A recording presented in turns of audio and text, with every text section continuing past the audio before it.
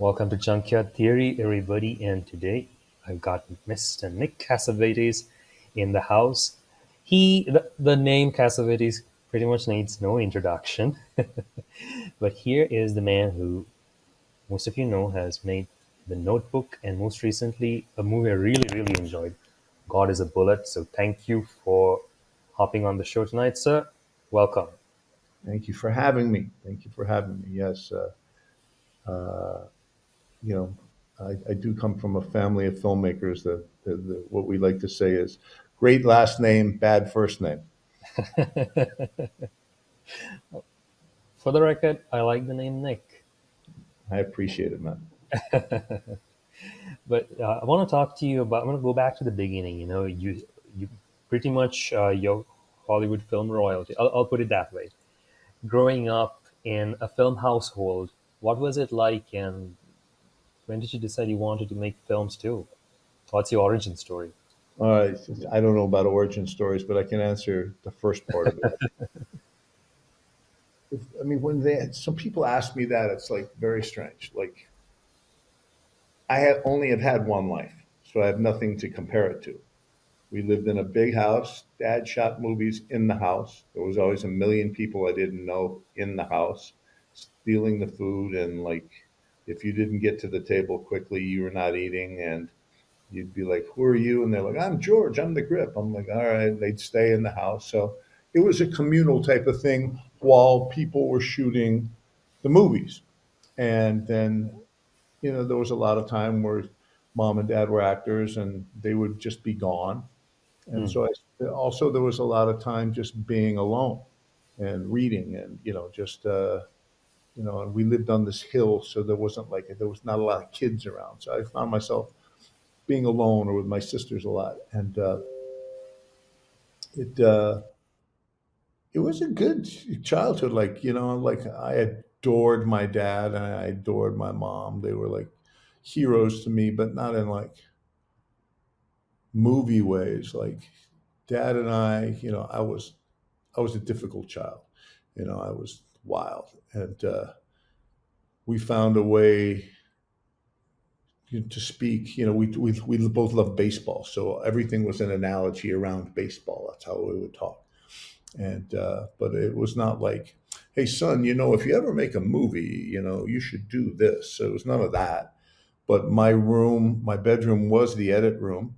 So like if I tried to get some sleep and dad wanted to edit, that wasn't going to happen. And he would shake you and say, "Go find that piece of film on your mother where she's scratching her nose." And like the way they shot, there was no marking. So you just get the thing and you'd be like, "Where the fuck is that piece of film?" And it just, you were kind of brought into the process because, he didn't always have somebody around that would do what he say. So you learned a lot of stuff you know, about movies, and you developed your own opinions. And I was lucky enough to have, even though I was a kid, that dad really appreciated my opinion, or at least he said he did. And we uh, I was happy to be around for a lot of the time where he was making really great films, which was a lot of fun. That being said, if your bedroom is the edit room, you can't wait to get out of the fucking house and be like, "I don't want to do movies. I don't want to do anything. These people to make me crazy." I wanted to play basketball when I was a kid, and I went to college, and I uh, I For the hurt. record, sorry, how tall are you? I'm about 2 meters. And, So six and a half feet. Yeah, yeah, like just under 6'6". Yeah, gotcha. and I played basketball. I got injured. It wasn't going to. I wasn't going to be an NBA player, even though I thought I was. And I didn't really have a good way of figuring anything out. So I came home and I was a janitor for 2 years at Sears, which is a department store here. And I saw a pretty girl that was going to acting school. And I said, "Where are they auditioning?" Because I thought, well, my parents are actors. Like I should be able to know how to do it just by a miracle or something. And I went there and I was awful. and but they took pity on me and took me into school, and I really fell in love with it. I was an actor for a number of years, you know, and I played. I was always very tall, so I wasn't like the leading guy. I'd be like the best friend or like the guy that's like, "Hey, buddy, she loves you, man. You better go get her, man. She's fucking. If you don't, you're gonna regret it your entire life." Or they made me play a bad guy or something like that. And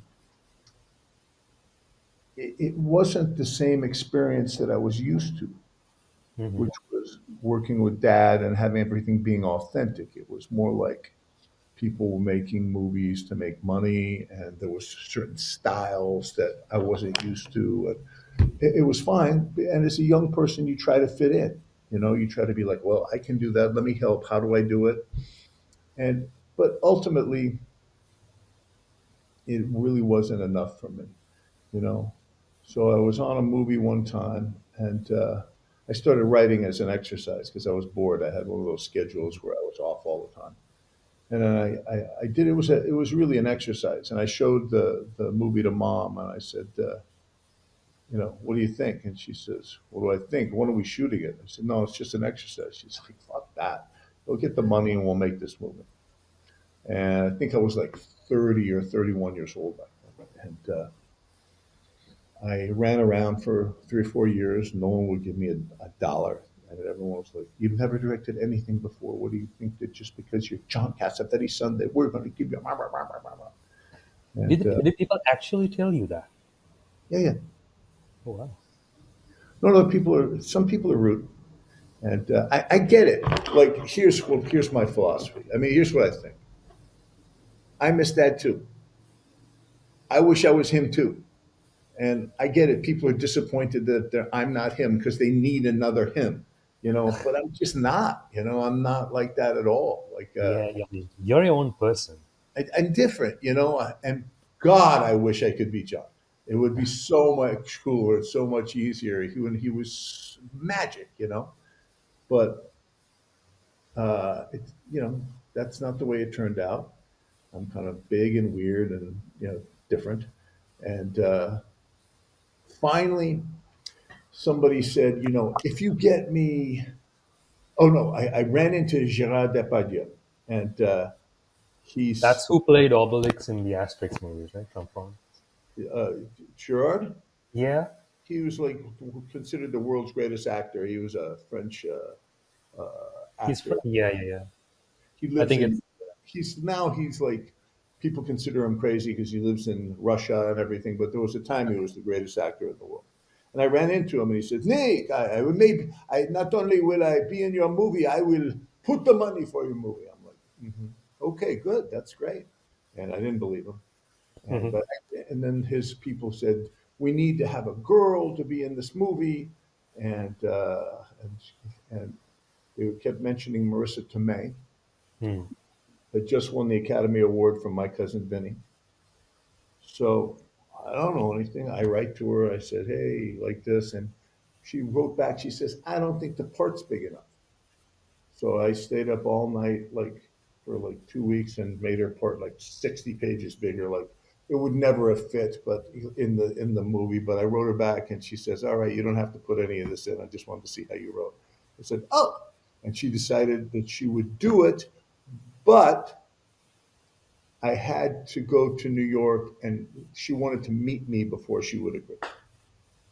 And I was living in Los Angeles, and I was a newlywed at the time. Mhm. So I go to so I go to New York, and I check into the Four Seasons Hotel, and I can't afford it, but I think I need to be a big shot because I want to make sure everything. She's not going to say no because she thinks I'm poor or some kind of bullshit, right?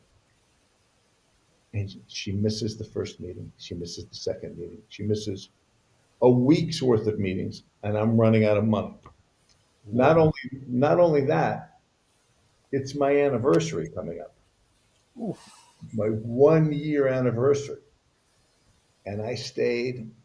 And finally, I missed the anniversary, and I sent my wife a card saying, my flowers saying, "I love you more than Marissa Tomei," and it was bad. But then I met Marissa, and she said, "Oh, I'm so sorry. Yeah, sure, I'm going to do it." And so I had a movie, and I was like 34, 35 years old. And that was the first movie that I did. It was called Unhook the Stars, and it was a story. When I was a kid, my mother was so crazy that because we lived up on that big hill, and sometimes John would be gone, and it would just be me and her because my sisters hadn't been born yet. And she decided that after school, she was going to read me every day the encyclopedia from A to Z and explain everything in it to me. Whoa. And it took a little more than 2 years. And Britannica? Britannica. And we'd skip the ones that are like the scientific, like protozoa of something that she's like, I don't know. She would like take these people, and then when I was at school, look them up, and then be, you know, really prepared and teach me about that. And most of the stuff I know in life is from those lessons right there. I go to Wow. school and we'd be going 1 + 1 = 3, and I'd be coming home and learning about, like, the Mason Dixon line.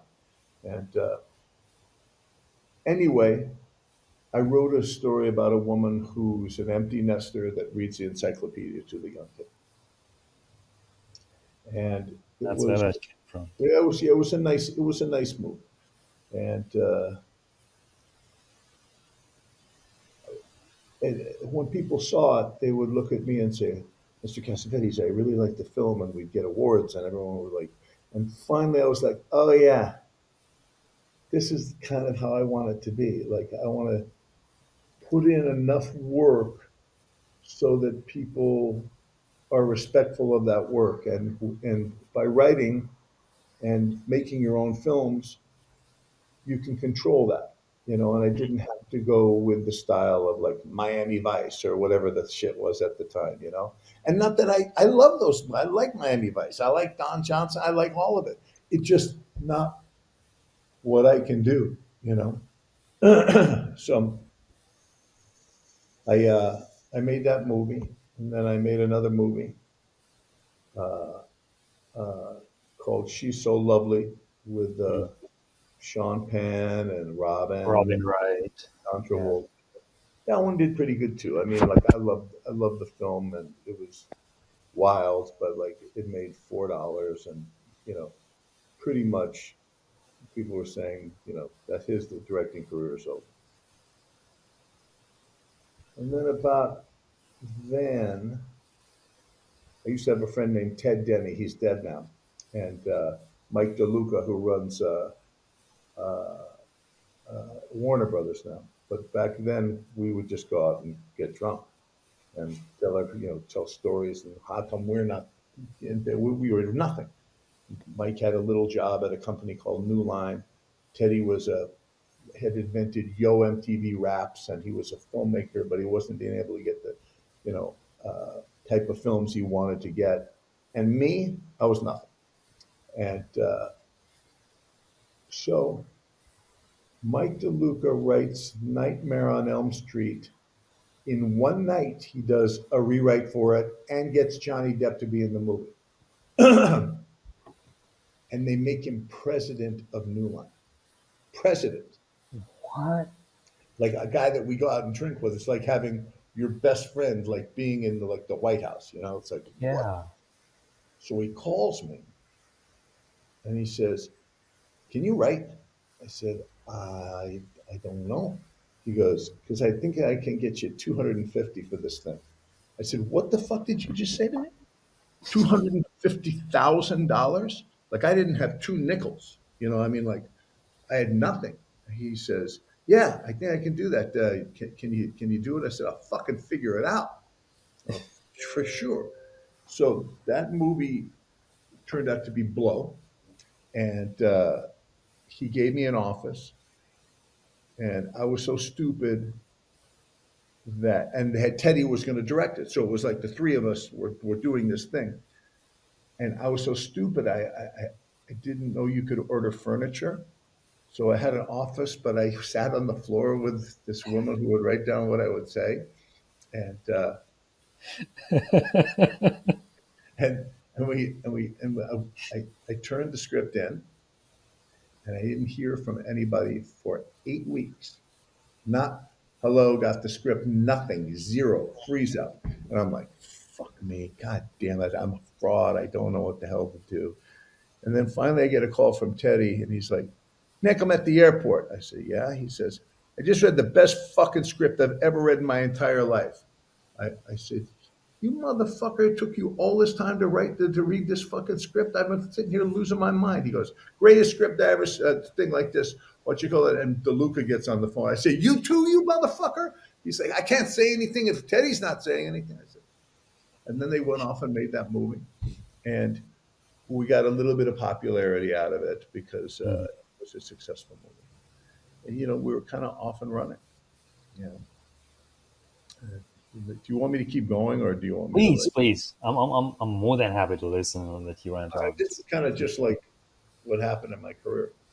So after that, I uh, I was still fighting off the fact that I was like this art film guy, and I made no money. And Harvey Weinstein was a distributor on that film, and he was Mm. determined to fuck me because he just didn't.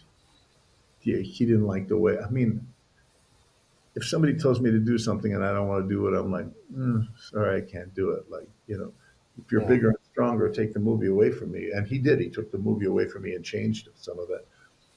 Uh, but on She's So Lovely, this is why they got mad at me. I hmm, said, I want to submit it for the Cannes Film Festival, the 50th. He laughed at me like, you think your fucking movie's a Cannes movie for the 50th anniversary? No way. And he sent me like a bunch of movies. These are Cannes movies. And I would look at them, and they were okay, And but I said, fuck it. I just sent it in myself. He told me not to, but I sent it in myself, and we got in. And not only did we get in, we won. And we were like, Sean won Best Actor, she won Best Actress, we won Best Technical Merit. I mean, like, went like this, not off the cut that Harvey wanted to put out, but off the cut that I had put out. And he yeah, thought I was showing him up, and you know, made a bunch of threats. You'll never work again. Fuck you, kid, like this. And I'm like, fuck you. I don't care. And so all that led to the fact that I wasn't getting any jobs even after Blow. They nobody was paying attention to me. Finally, a real good guy came to me, Mark Berg, who is a producer that produced all the Saw movies later. Smart guy. He said, mm, I got a movie for you. It's called John Q. But it needs to be rewritten, and can you do it? And I said, sure. And I liked it. It was about a father who decides to hold up an emergency room to get, hostage. yeah, Yeah, because he can't get service for his son. And his idea is, let me, you can take my heart and give it to my son through that mm, operation. And it was a big concept. And so I went to Denzel Washington, and he was very sweet with me. And we sat down, and on the first version of it, he said, I don't mean to say nothing, Nick, but I mean, this is going to sound dumb, but like, where are the speeches? I said, you just wait right here. I'll be right back. And when I wrote him some stuff I thought was pretty good, and hmm, he read it and he goes, all right, let's go. And he I was very lucky, and it was a super commercial type of film in mm, that it wasn't based in reality. It was more of a high concept film, and everyone loved Denzel because he's a good dad, and I wasn't really well equipped to make a commercial film. I was kind of have one foot in one uh, in what I did, and then one foot in trying to like make a movie that makes a lot of money. And I really wanted the the film to end where like I told the studio, I said, there's a difference. There's one story as a guy who says, I will give my heart to save my son. yeah, And then there's another movie that says, I did give my heart to save my son. So he actually dies and gives mm, his heart for her son, which would have made it a lot more. But they're like, that's depressing. We can't do it. This and that. And I didn't know enough to fight. Yeah. Hmm. And by the way, they were right. We were the number one movie, and yeah, everybody thought that was my best film. It wasn't.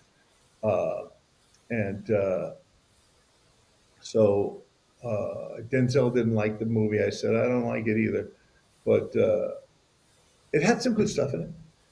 But I was accepted in around the studios as somebody that you could hire, Hmm. which I thought was good. Little did I know. The next film they offered me was a film called The Notebook. And I had made a lot of enemies at that point, and they were whispering like, "He doesn't have Denzel Washington on this movie. Let's see how he fucking does, right?" And the Notebook was a book that was very well loved. I didn't know it at the time, and it was weird. It was the studio really wanted to make this movie.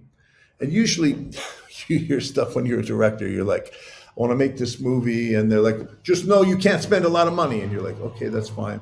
I would like to shoot here. No, we don't like it there. We're going to do it like this. And everything you say, they say no because they're scared and they think you're fucking them somehow. Everything I asked them on this, they said, that's great.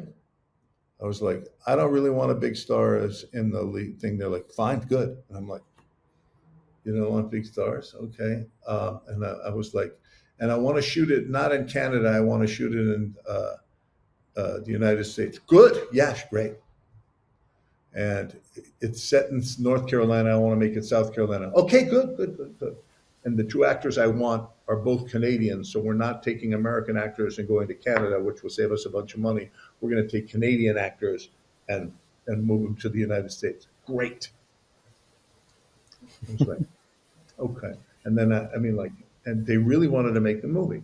So the movie in the beginning, the first draft I read was kind of like, I love you. I love that you love me. I love that you love that I love you. I love that you love that you love that you love. Okay.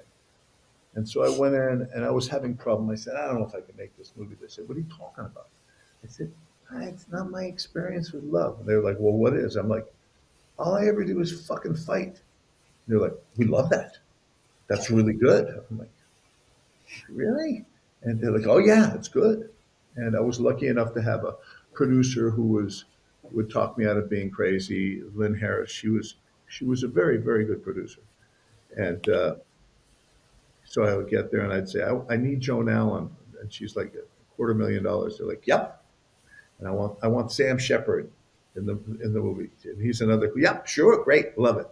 What the fuck is happening here? All this is because they wanted to make this particular movie.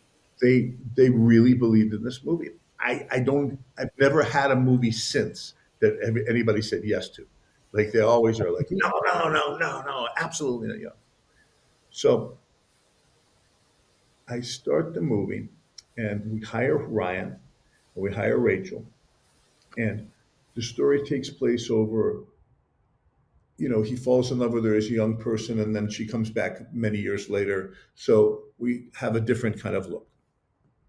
He's got to get muscular and he's got to have a beard and he's got to look older. We're trying to do stuff so he doesn't look like he's 14 years old because he looked very young at the time. And so we started out with the end of the movie. And then it's easier to take off over the Christmas holiday and take off all the weight, shave, and then you better be ready. And we did it. And to be quite fair, the movie went pretty well for the first part. Then I Mm. went home because I'm fucking crazy. And I read the part that I have to do on the first part, and I'm like, this fucking sucks. So I call them and I'm like, I've got to rewrite the entire first part. And now they don't say yes. Now they're like, you're going to be shooting in 9 days. I'm like, oh, I got plenty of time. No problem. I'm going to rewrite. They're like, it's 50 pages. I said, yeah, I know, but it's got to be done.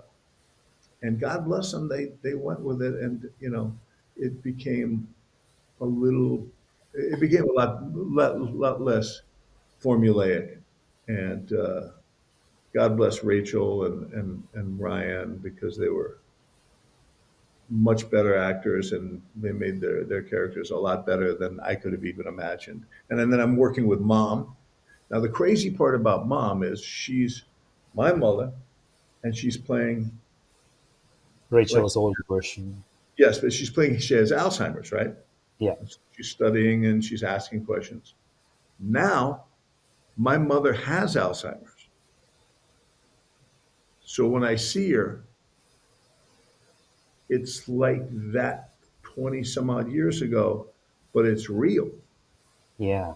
Life is fucking crazy. And then, oh, Jimmy Garner, who is the older Ryan. So Ryan is one of those kind of guys. I love telling this story. Ryan is one of the kind of guys that he's like, I have an idea. I have an idea. I have an idea. I have an idea. And you think you're very lucky that an actor cares enough to have so many ideas, but some of them may be less good than other ones. He said to me, I want to burn the house down. I Hmm. said, um, any reason that you would want to burn the house down? He said, cleansing by fire. He And actually said that. I said, does that mean anything? Or is it just they go, fuck you, this and that?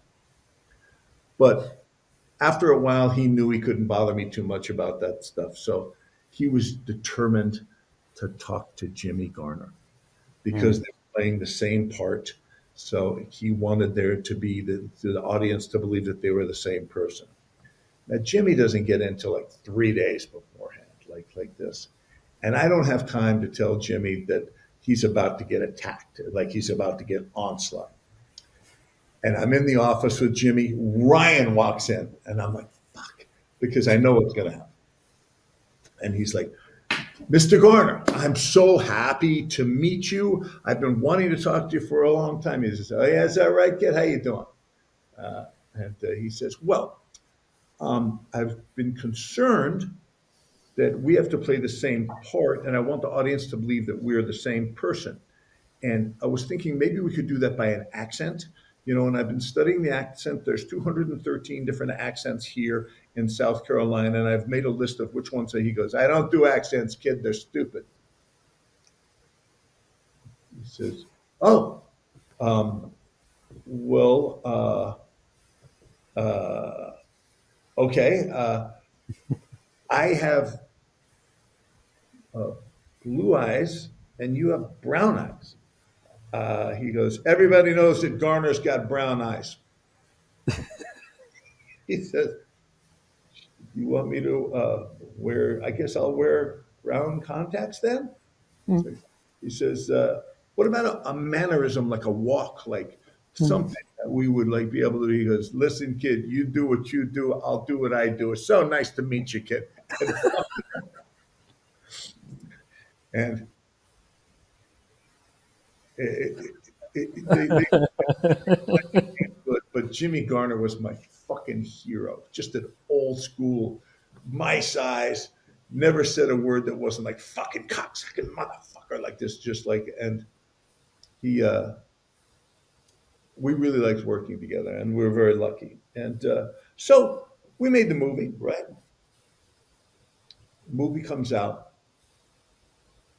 Uh, I believe that Michael Moore's Fahrenheit 9/11 came out on the same day as us, but they didn't. And now back then, remember it was a big deal of like, what's your slot, like this, and they plan it Yeah. for a year in advance and everything.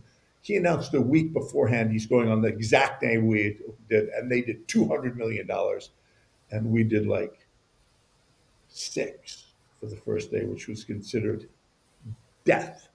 Hmm. We were wide release and made 6 million. Not only that, the reviews came out. Nick Cassavetes, saccharine, bubblegum, cotton candy movie has nothing. It's like no believability. It's the stupidest movie about. Like we were getting just smashed in the reviews, and I was like, I okay. And but what happened with the film is it made 6 million its first week, 6 million its second week. It never went down.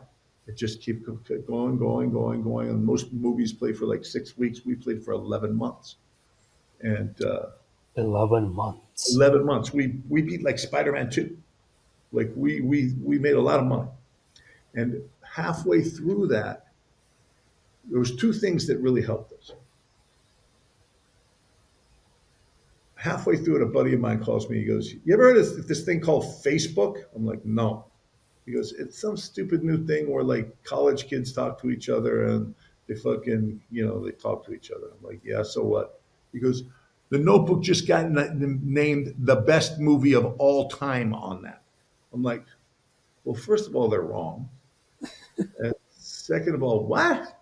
Like this, it's a bunch of girls on there, man. You're the number one movie of all time." Now, when that came out, now the fucking things were, well, maybe we were a little bit wrong. It seems to have touched a nerve and this and blah, blah, blah.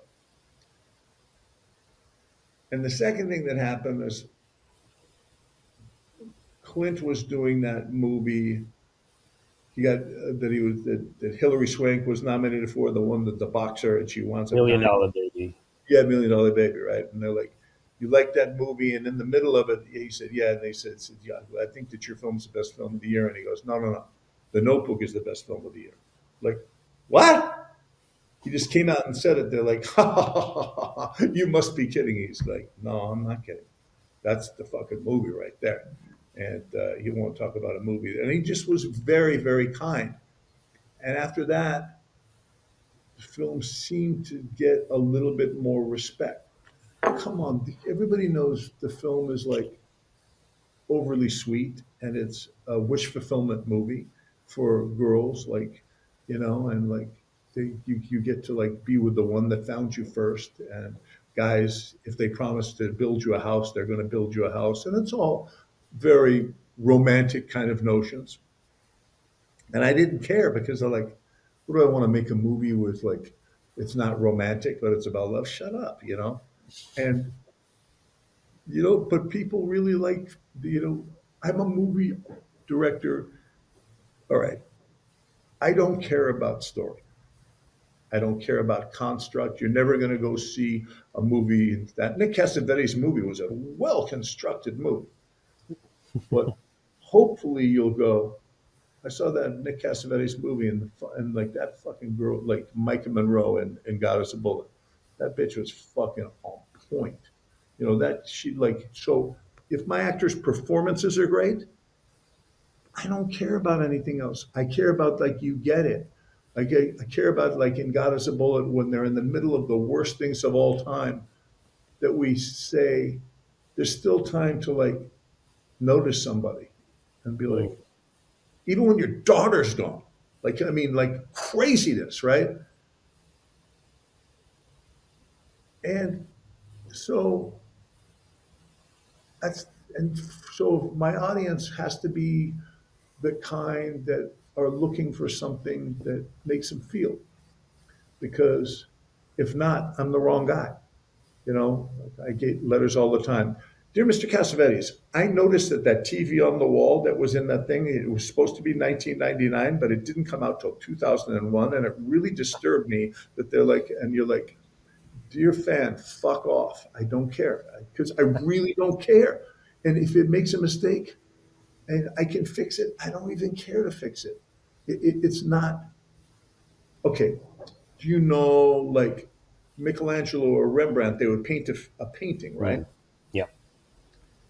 And you know how sometimes you look at it and sometimes the hands are unrealized, but the body and certain parts of it are super realized, and Yeah. then like they rough in. It's because he doesn't want you looking at the hands. He wants Exactly. you looking at what he wants you fucking looking at. And it's kind of, I'm not saying that I'm Michelangelo or Rembrandt, but it's kind of the same thing. Exactly. No, I really like your approach to this because it's the first time I'm hearing a director saying, "I don't care about story," but you're going more towards the side of performance and getting people to connect with the emotion because that's what they remember, that's what they connect with, and that's what becomes your legacy through your movies. And that's why The Notebook connected with people, as romantically sappy as it might have sounded on paper. No, it's still sappy, but like, if it's sappy and great, still great. Like, Is that like the baseline on which you sorry to use this word, construct your stories?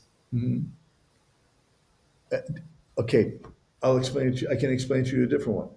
Hmm. Um, the most boring thing about a movie, the most boring by far is, and then this happened, and then this happened, and Hmm. then this happened. It's like, okay, what am I watching a movie for? Just tell me. I don't give a fuck, right? If I'm not seeing something that's like beautiful or making me think, I don't care, right? Hmm. So people say, and that happens in editing for me too. Hmm. People say, I always listen to Godard editing. He was like, it was the simplest lesson of all time. They said, Jean-Luc, how do you make your movies? They're so crazy. What are you doing? He said, how do you edit them? He says, well, it's very simple. Everything I love, I put in. Everything I do not love, I take out. They're like, well, how do you take the story and what the thing and what if people don't understand? He's like, fuck story. If they don't understand, but you go to the movie, right? And let's Hmm. say somebody that's not even going for, they're just trying to make a movie, but they do it wrong. I am never like, you're wrong. I always think, oh, I see what they're trying to do there. Okay, okay, Hmm. okay. Then you just catch up. You don't have Right. to love every single moment of the movie. I'll just catch up. And in my movies, you got to catch up sometime because, like, you're like, he didn't want to tell me about like all of that shit that could have happened right here. Oh No, yeah, I had so many questions like that when I was watching God is a Bird, but you kind of get over it. it's okay. You get past it too. What is it? No, no, no, it's okay. I'm here for you. Yeah. So no, what I meant was like you kind of get past the things, the questions that you have, and then you connect along the way and go for the ride. Yeah, I mean, like, let's forgot as a bullet. There was 10 scenes that we ran out of money and couldn't shoot that would have really helped the movie, uh, which makes me upset because you always wonder what would happen if those Hmm. scenes had been shot. But we did shoot some scenes that I didn't use. Like, it would be like if this movie was taken, I think everybody wanted this movie to be taken. God damn it, give me my fucking daughter, I'll fucking kill you. I'm coming for you, motherfucker. That kind of shit, right? Yeah. But you never even see what happens to her. Never once. Of Like, and course. I mean, there's a scene that was something akin. Remember the scene where Juliette Lewis sticks uh, uh, De Niro's thumb in her, he sticks his thumb in her mouth in Cape Fear, and you're like, oh fuck, this is bad, dude. This is gonna fucking be bad. Like, I mean, it's one of Scorsese's genius images, because you imagine every single bad thing in the world in your mind and you don't have to see anything, and you kind of think it's hot too. You're like, oh my god, what am I doing, right? But we made the choice that it was just too much. The girls, you're too young and these guys are too bad, and what really would have happened to her, do I really want to see that? Like, Hmm. so we didn't, like, so, but it looked like we forgot all about her. It looked like, well, what happened to her? I need to know. Logically, it's like we followed her in the beginning and she gets back at the end, and you just missed her for an hour. Like, yeah, that unfortunately we start getting involved in our two protagonists' relationship. And I don't think it means they don't care about her anymore. I mean, they're getting fucking shot and killed and raped and fucking every other thing. They definitely care about her. Yeah. But it's just not like the thing I need to find my daughter, god damn it, like this. Which is, I would have liked to have had a scene that would have been great like that. But Movies I too. felt like it worked the way that it did because I mean we've seen Taken, but what your take on this subject matter, this kind of story, it was very unique. It's more like how an ordinary person would behave, and like you said, even if your daughter is kidnapped, there you still have time to notice other things around you, other people, and in a way, kind of like form those relationships as you go along because it's not a journey from point A to point B as much as movies would have us think. This Uh-huh. felt more realistic. What I say is my movies aren't for everybody. you know what, that movie, I thought it would be something else, but really it's a cult film. There's a lot It of is. the people that love it, they like go crazy for that film, and then the people that don't, they're like, fuck this film, I hate Mm, it. And fair enough. I love that. I mean, that's great. By the way, I even don't mind people hating the movie. They watched it, they took their time, they made their decision. They don't like it, right? No problem. But I make movies for you guys. I make movies that are like, in my mind, a little bit more emotionally intelligent, mm, because like if you put the scene where they like looking at each other, and that scene in the bedroom where she says, you know, I'm sorry you had to shoot somebody, and he's talking about like I was wrong, and it takes 50 fucking minutes and nothing happens in the scene, and the movie grinds to a fucking stop, and it's like an 8 minute scene where nothing really happens in the movie except you're forced to sit with them, and you're like, yeah. oh, we have to notice that they're together. And then all of a sudden they're riding in the car, and you're like, oh, something changed here. Oh, I get it, like this. So, but in a regular movie, they never let you do that. Like, Mm. time for them to fall in love. The damn girl is in trouble. He needs to run away. It's like, so I don't like making movies that are, I always say the death of movies are simple solutions to complicated problems. You know, that doesn't mean that like you can just go off and do whatever the fuck you want. I think my movies, I would hope that they're entertaining, but not entertaining at the sacrifice of the things that I want to say. You know, Could you repeat that one more time? You said the death of movies is finding a simple solution to something complicated. yeah, like, okay, let's say you're a writer and we're in a writer's room. You and I are writers, and Yeah. we're like, this woman, she has to do this and that, and then what happens invariably is they say, well, what if it happened like this? What if it did this? What if it did this? And I'm like, you guys didn't think about it for 2 fucking seconds. Mm, You got to be her. You got to understand. Then you don't want to do the thing that's a simple thing. Then you want to find out something from your life that you could connect to it. And maybe the audience doesn't get it, or like, just, you got time to solve the problem in a more complicated way. Because every time you jump to solutions, it's just, it's bullshit. It's just mm. like, it's not, well, it's not what I find to be authentic. And like I said, a lot of people don't like my movies. Does But that? Sorry, go on. go ahead. Now, does that hurt? Does that hurt you, or did it at least hurt you at the start of your career when you got these negative reviews? Because I mean, I feel like now you grown thicker skin, much thicker skin. But did it at any point bother you, or does it still? Yeah, it's tough because, okay, look, everything my dad did, everyone fell all over the floor with like the greatest shit of all time. I mean, as far back as I can remember, everything I ever did, people are like, this fucking guy. And I expected to like, I'm surprised that other guys doing the same thing I do, which I consider not as thought through as some of the stuff that I do, that people enjoy it so much and they don't enjoy what I do. Hmm. But you can't really, you can't really walk the walk and live the life and say, I'm going to do what I fucking feel like doing because I'm making my. I saw John Lennon in an interview before he died. He had just done making that solo album. You know, I just had to let it go. Uh, and somebody was interviewing. It was the coolest thing I ever saw. They were like, John, you know, I love the album, this and that, blah, blah, blah. He was like, thank you. And he said,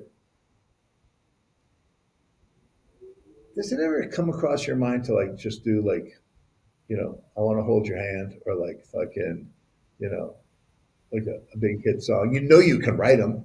You know, you can. And like this, why, just put one on there, like that. And he said, it's a good question, and you think about it. But I was very lucky in my career to have a lot of attention when I was young. People watched what I was doing when I was young. And like, if they're going to do the service of like checking back in with me later and being like, I wonder what this guy is up to, Mm. I might as well just tell them what I'm up to, and as opposed to try to exploit them, you know, just, I don't want to rip them off. I want to like say, this is what I'm thinking about now. And if it's good enough, great. And if it's not, at least they're getting the truth.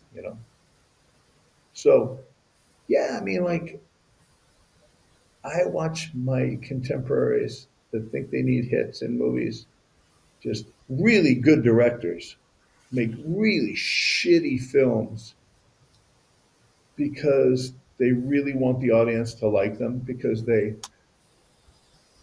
think they have fear that they won't be able to make a lot of movies, and they like the feeling when everybody loves them. And by the way, it's crazy. Like, I'll probably be known for The Notebook, and like, okay, but and I love it. My favorite subject is, oh, I loved your movie, Mr. Cassavetes. Sure, that's great, but I love the way you talk about God. God as a bullet, and even if you didn't like God as a bullet, if and you were just like, I thought it was stupid, and I could have done it so much better. I still like that conversation too. So yeah, I have thick skin, but at the same time, at the end of the day, sure, I'd like to be acknowledged for being pretty good at what I do. That would be nice if somebody would say that, and maybe one day they will. You know, but I'm a I 60. re- I'm a 65-year-old man. I maybe got 10, 12 years left to make some movies. And maybe I can make what, five, six, and then if that's the case, I'll have made like 18 movies. It's a fucking lot of movies, it is. and then let them judge me after that. You know, because hopefully the films hold up, and if not, who really gives a shit?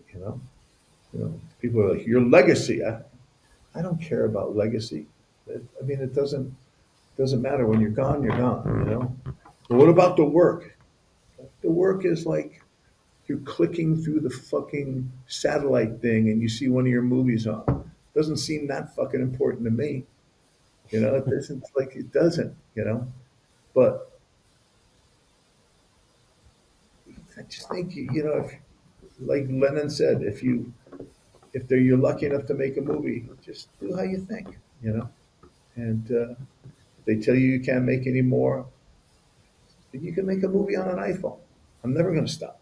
You know, I have stories like, my life is weird because I'm an actor, I'm a writer, I'm a director, but mostly what I do is write. Yeah. So, but you spend more time because you can't make as many movies as you can write. Mm. So my life is like this. I have all these relationships with characters that don't really exist in life. I made them up in my head, and they rattle around my head like marbles. They're like, and not only that, I'm very intimate with them. I know them better than I know a lot of people on the earth. And Yeah. my relationships continue. And until I can get it on the paper and out of my brain goes cluck, cluck, cluck, cluck, cluck, cluck, cluck, cluck, cluck, cluck. And it's kind of insanity, like living with ghosts in your fucking head. But then once in a while you're able to like make the movie, and you can be like shake hands with them, and you never think about them again because they're not ghosts anymore. They're real. They're on that whatever they became, and they're not what Wow. you think they are, but they're replaced with new ghosts. And then you're like, and you never have enough time to finish them all. So you live a life that is just inhabited. Like, remember what we said about how I used to live in the house of dad with all these people? Mm. I have to live in my head with all these fucking people. Is that also kind of like another reason why you still act? It, like you said, it might not be the leading man role, but I see taking up these little roles, is that kind of like another reason, like instead of making films, like is it, you can't make all the films that you have in your head, but you can inhibit characters one at a time, and once you're done with the movie, you're kind of like done with it. Is that why you still stick around with acting? Well, I've never told anybody this, but like two things. I'm lucky enough to have a couple of parts that friends of mine have written for me that are should be given to the greatest actors in the world, and I'm going to play them. So I should keep my acting chops up. Somehow in my life, I feel like I will have my acting career will have a resurgence, if only for a second. If you look at me, I don't look like a 64-year-old dude. I don't You look don't. like I don't look like most of them. So I'm playing a different value than other guys my age. Hmm. And if there's something for me that has that kind of value, I'm going to be the best one for that. And I've spent a lot of time with myself. I understand myself well now, and I feel like I'm a much better actor than I was, uh, years ago. And so that part is attractive to me. If I could have a couple of things that leave a mark that, like, oh, like I would like to have a performance that I think is suitable for as hard as I work. And so I leave that door open. Most older guys are, you know, I think they like they wear the markings of being defeated by life. I'm not defeated by life. I'm just not. And whether that ever happens, maybe, maybe not. But I'll tell you what, I'll be ready for it if it comes up because it's exciting to me. I couldn't Yeah. do it all the time. Acting has these little things of minutia. When do I pick up the glasses here, like in the cigarette and the thing? You have to remember all these little fucking details. And after a while, that will drive me crazy because I like being like Jackson Pollock and being a director. It's like, "Ah, that was big, bomb. And I like thinking like that too. Yeah. So I don't know if I could just be an actor, Hmm. but I could definitely take a swim in that water. Yeah. You said there were two reasons. What's the second one? The second one is I have an opportunity. My friend has written a part for me that is heartbreaking, and uh, and it's also about love, about a young girl. Like he's a guy that's pretty much given up on uh, any kind of romantic thing in his life. I mean, like you get to be my age, and you're like, really come on. And some young girl comes, and for some reason, they find each other, and he thinks he has one more shot at love, just one more good run like this. And it turns out it's not that, dude. She's just a young girl, and they don't work out. And the only reason they don't work out is because he's old. And he's like, has to suffer the ignominy of Yeah. accepting that. And no, it's fine. Yeah, of course. No, no, friends. That's, yeah, sure. Like this. And the film is beautifully written. It's like an analogy of like the world is not your world anymore. The world isn't my world. I look out there. Not only is it they're not doing anything that I even can relate to, but they don't care about me anymore. Like the world is ready to move on. What I care about, they don't give a shit about. It's ready to move on, and that's what this movie's about. And it's beautiful, because When are you gonna shoot it? Is it?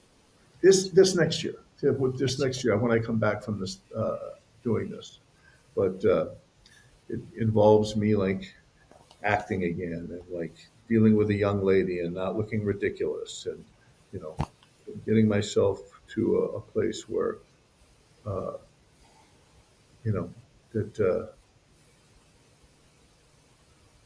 I always say this, like when I'm directing somebody, let's say you're my actor and you come in, I say I want you to come in, point the gun at these guys and say, any you motherfuckers ever think about doing that fucking thing again, I'll fucking kill every one of you and you leave, right? Something, whatever. You got to be angry. Yeah. And let's say you're Tom Cruise, some actor who's got a lot of experience and knows what works for them. They're like, this is how I do this, and blah blah blah, blah like this, and he comes in, and it'll probably be great Mm. because they've done it before and they know how to do it and it works for them. But then I always usually say to the actor, okay, we got that. Now I want you to go outside and I want you, Tom Cruise, I want you to really get mad. Not like movie mad, like Yeah. you mad. Like get yourself to a place where you're fucking furious and then come in and it doesn't matter how you do it because I'll know you're mad because you're really fucking mad. So it doesn't matter how it turns out and what the moments are and everything like that. And I hope it's clumsy. I hope it's sloppy as fuck, you know? Yeah. So if I can say that to Tom Cruise, by the way, I don't know Tom Cruise and he's great. Um, but I should be able to say that to me as myself as an actor. So every scene I'm in, I have to say, "Oh, I know what's going on here, but now I've got to be able to get myself in a real place so I know what where I am. So whatever I do when we do the scene, it doesn't matter. It really Mm. does. The technique it falls way out because I'm not an actor. If you said, Nick, I need you to play a doctor, and I just want you got to play a, I'm like, I don't know how to do that. Leave me alone. I don't have to do that. I do me, you know. Yeah. So if there's a part that I can really relate to, I can do that. But I can't do like, yeah, I want you to play this French diplomat. What?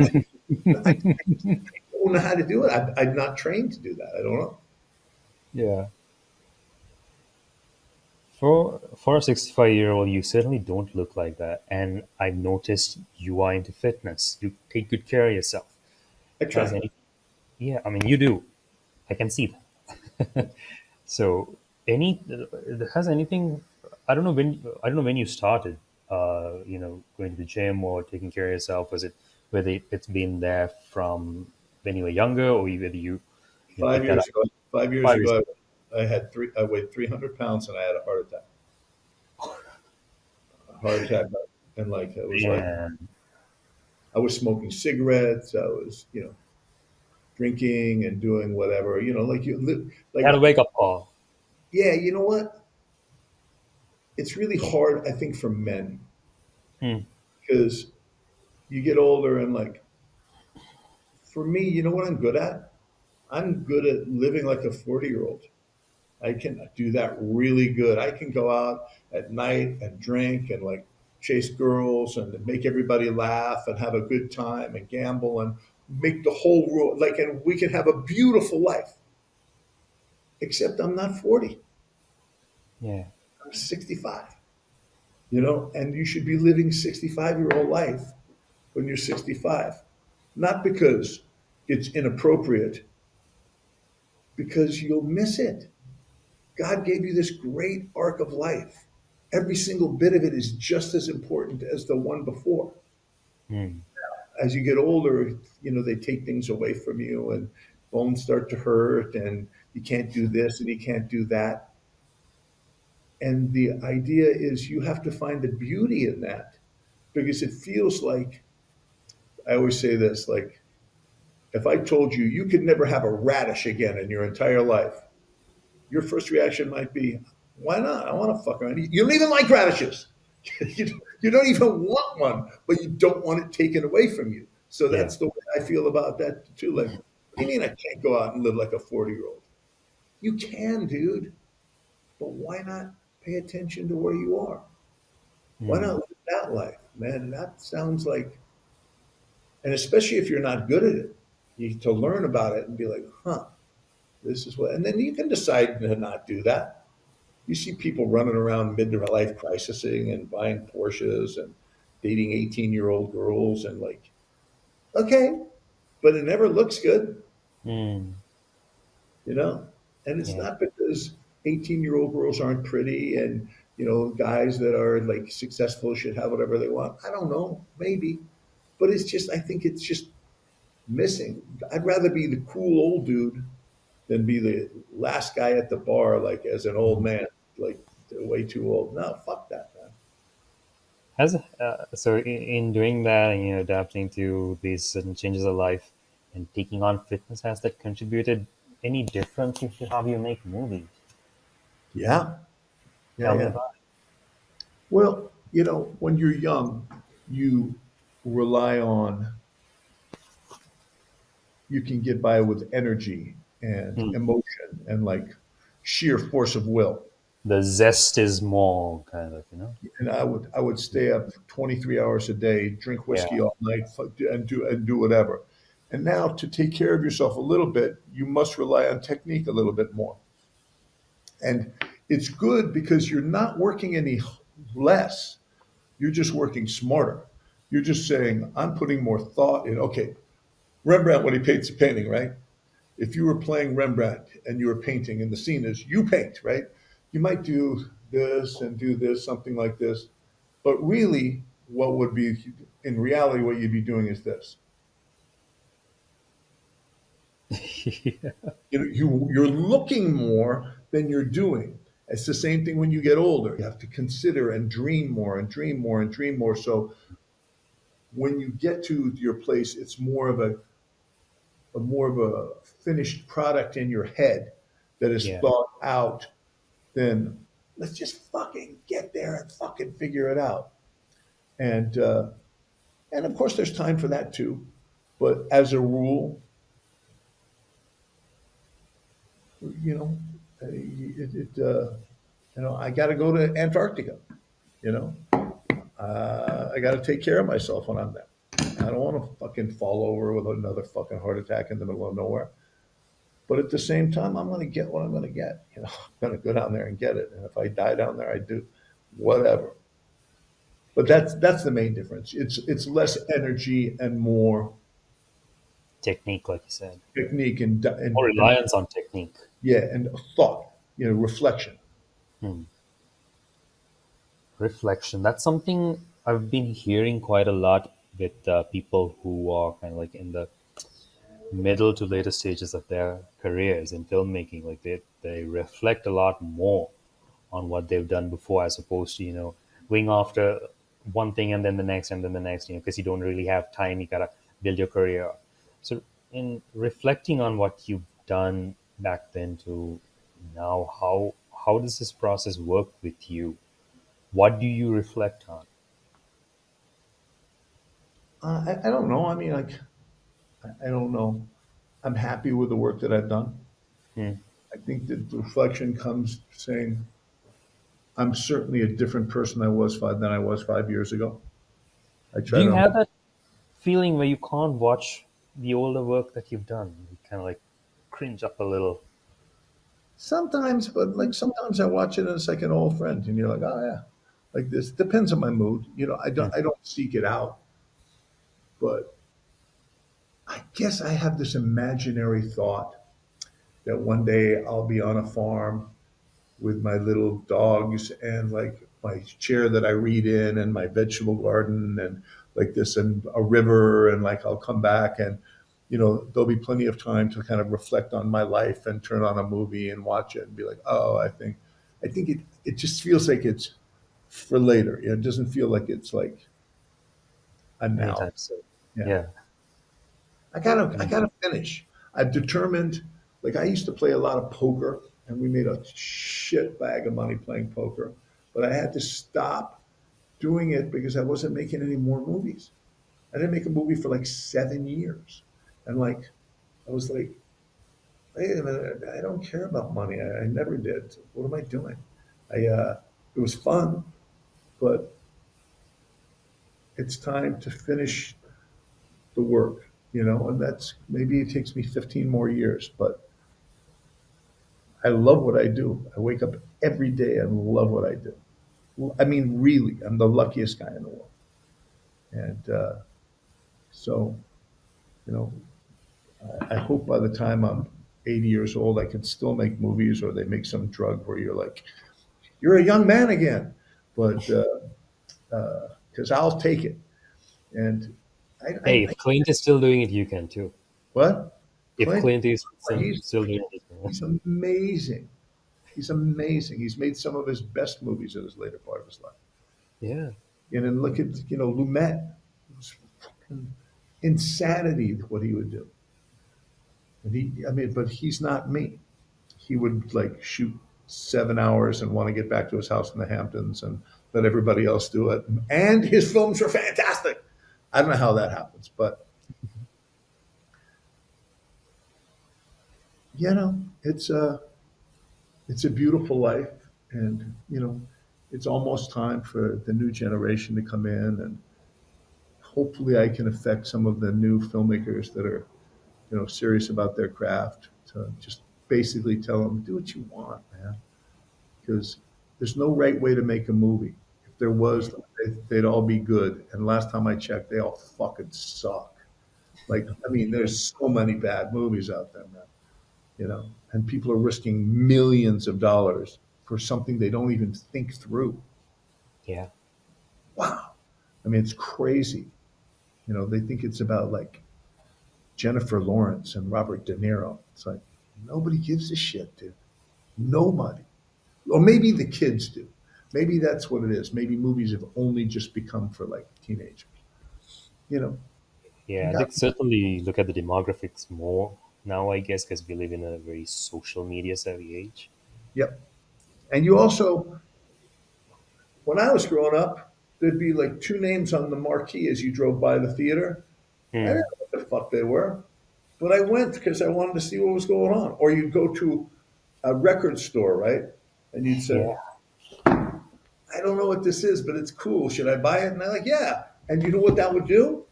You would listen to a whole different type of music that you would never listen to if you had been able to understand every song, and like you'd be like, I don't really want to watch that. So when you do that, it keeps your interest very narrow as opposed to like exploring and experimenting with more, with It's a problem of, I guess, overabundance. You have so many things to choose from nowadays that it's not like back what it used to be, you know? I like it better back then because why do I want to go see a movie where I've already seen the trailer, I've already seen the reviews, I already know everything that's in it, I've read everything about it. Like, Exactly. so what am I going to see? Like how they made it? How did you make it? I already know everything.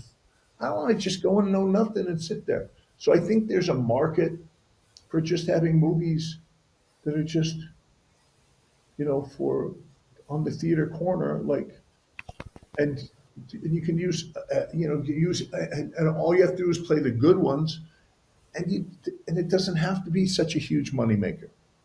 Let Hmm. those other kids go see people jumping over buildings. That's great.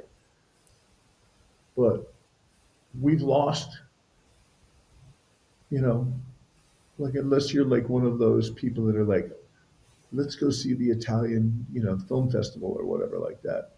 Hmm. It shouldn't be that unusual. Yeah. I like movies. I like to see them.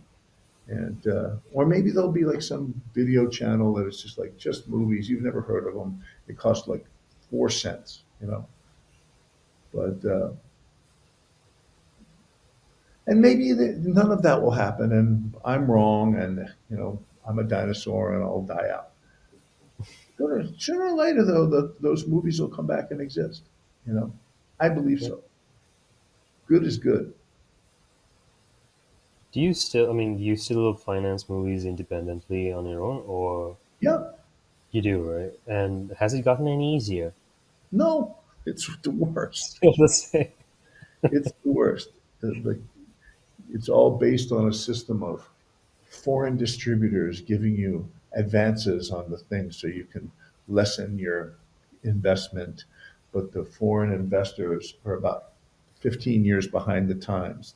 They think that Liam Neeson is the biggest star in the world. He's not.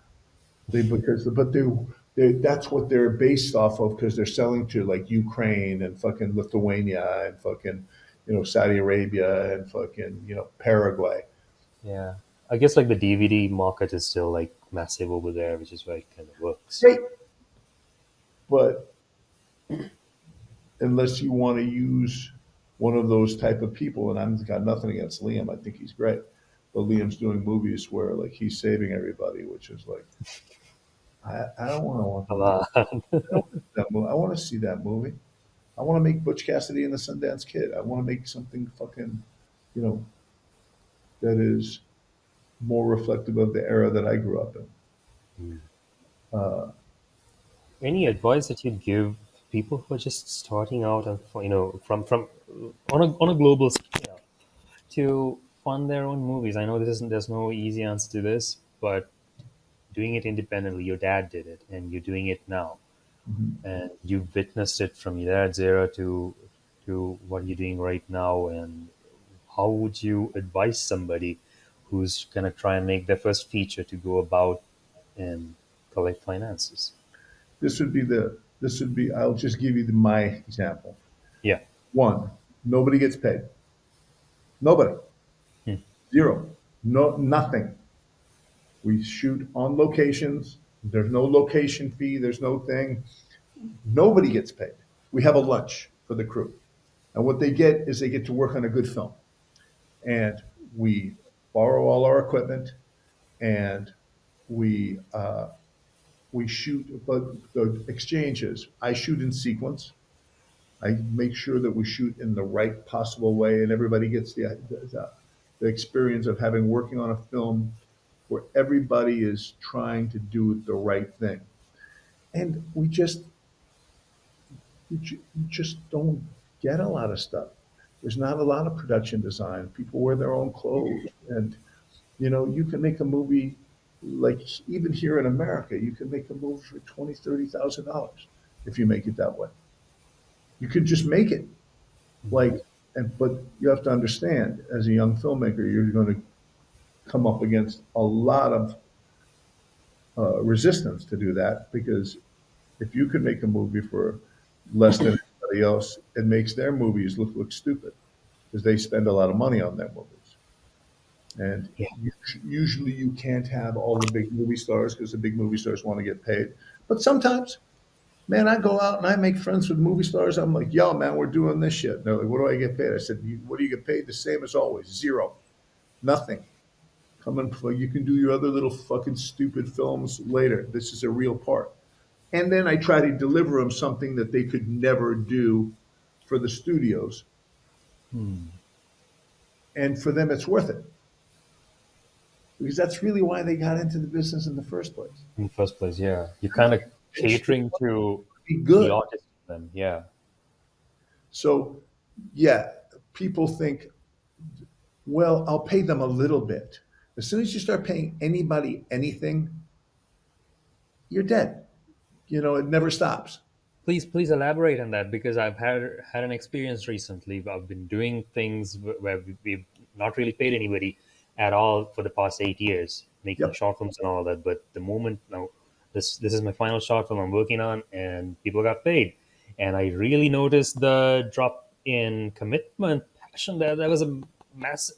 There's a massive difference, and I don't understand why this is. Because they're not doing it. You think that people are better if you pay them. Yeah. If I say to you, I'll give you this phone and I have another phone that's exactly the same, but you got to give me $75 for this phone. You think this phone's better because it's costing you $75. They're the Yeah. same fucking phone.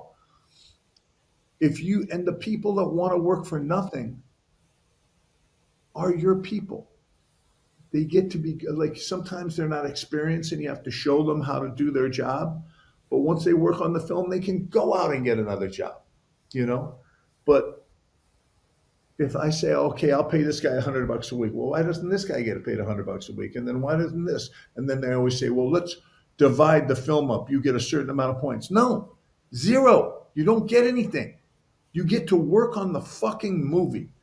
And if you don't want to, you're the wrong person. You know, if I feel like giving everybody money, if the movie makes money, I will because I'm fair. But probably not. We're not making movies to make money. We're making movies for you guys, you audience, so you can see something that's not the same fucking shit you see every single time you go to the movies. You want to see something that's at least a little bit different, or you've never seen before, or fucking makes you think a different way. And and you know, that's that's what I would say.